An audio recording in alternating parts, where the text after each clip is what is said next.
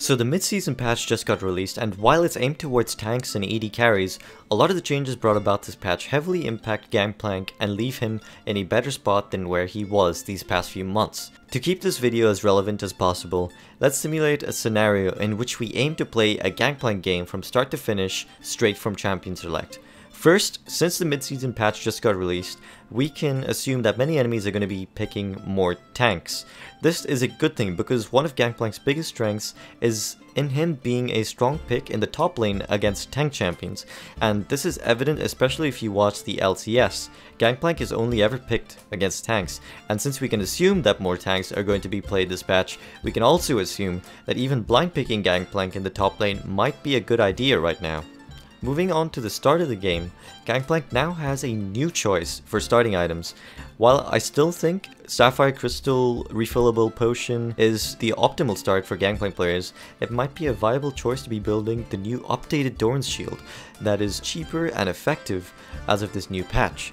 I'd recommend starting Doran's Shield only against opponents where you expect to be heavily poked in lane. Therefore, Doran's Shield is a good idea if you plan on playing GP in the mid lane, or me personally, I'll be running Doran's Shield every time I'm up against a top lane rumble, making maximum use of the new health regen passive. Let's fast forward in the game and assume that you've just finished your Trinity Forest and are now deciding if you want to play with a Bruiser GANGPLANK build or a Critical Strike GANGPLANK build, and this is where the mid-season item changes get interesting. Both the Bruiser and the Crit GANGPLANK builds have been heavily buffed. Personally, I think the Crit GANGPLANK build is so much stronger now because with the Infinity Edge being cheaper and Static Shiv offering more passive magic damage, you'll have access to your optimal items faster and your burst a lot quicker. However, something interesting with this new patch is that there were changes to the Bruiser GANGPLANK build.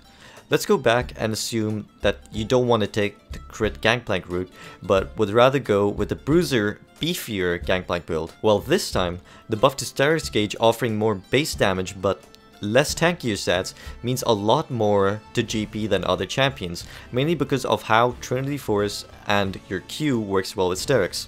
Adding to this, a juicy new addition to the Bruiser GANGPLANK build is the new and improved Death's Dance. This item got a slight attack damage buff on top of a stronger passive, making it a totally viable option for a Bruiser GANGPLANK build in the top lane. Now, a lot of you may be surprised by what I have to say next. Most people are crying about this next item being completely broken on attack damage champions, considering its cost and the passive it provides. But I'm going to tell you right now that I believe the new Guardian's Angel simply isn't good on GANGPLANK. My reasoning why it isn't good on GP is quite simple. Actually.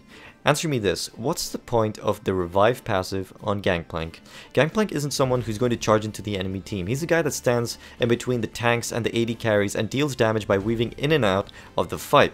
After you revive for your Guardian's Angel passive, what are you gonna do? Most other champions have a form of escape. Irelia having a stun, Renekton having a stun and heal, Lee Sin having an escape. Most AD champions that benefit from the Guardian's Angel changes are ones that can pull something off after being revived. GANGPLANK, on the other hand, is just going to revive and stand there like a dumbass eating oranges waiting for his barrels to count down, by which time he'll already be killed. Point is, don't build GA on GANGPLANK. It goes against how the champion is supposed to be played. That being said, it can be viable in a few number of situations, but otherwise you can just forget about it. Now, GANGPLANK is a versatile champion that can end up with a number of different builds every single game by game. Therefore, if you feel like you don't want to think for yourself, I have a picture up here on the screen of the different builds that I think could work out this patch. While a lot of these are under testing right now, I feel like these builds should be viable this patch. Feel free to pause the video right here or look in the description where I'll have a link to this image.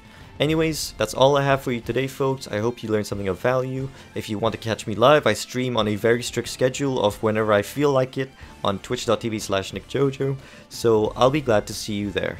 Thanks for watching and have a good one.